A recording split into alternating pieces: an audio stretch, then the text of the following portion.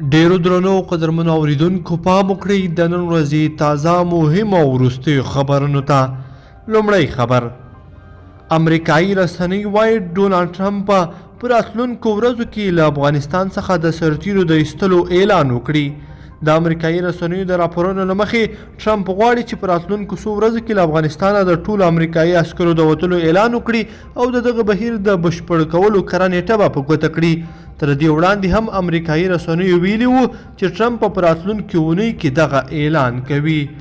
دوهم خبر، کابل کې د پاکستان سفارت وایي افغانستان او پاکستان نن په کابل کې د یوې ناستې پر مهال د ګمرکي همکاریو یوه هوکړلیک لاسلیک کړی دی.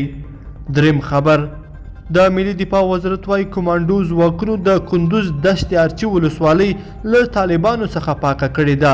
دفاع وزارت وایي دشت ارچي کې عملیات تېره شپه 2:30 بجې پیل شول او تر نن سهاره پورې دوام وکړ. څلورم خبر، صدیقي وایي طالبان د تاوتریخوالي په دوام سره د سولې هڅې ګډوډوي. افغان دولت وایي طالبانو د تاوتریخوالي په دوام کې خپل د سولې خنډ او ځنډ سره مخامخ کړي دي.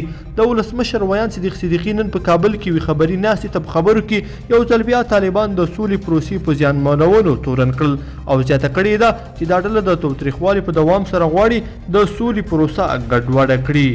پنځم خبر، د ملي دفاع وزارت سرپرست وزیر اسدالله خالد وایي تر راتلونکي یو کاله به د خپلو اردوګانو په چوکاټ کې د رینجر تر نامه لاندې نوي قطعات جوړ شي چې دغه قطعات به د ملي اردو د اوسنیو ځواکونو په پرتله مجهز او له زیاتې وړتیا څخه برخمن واوسي.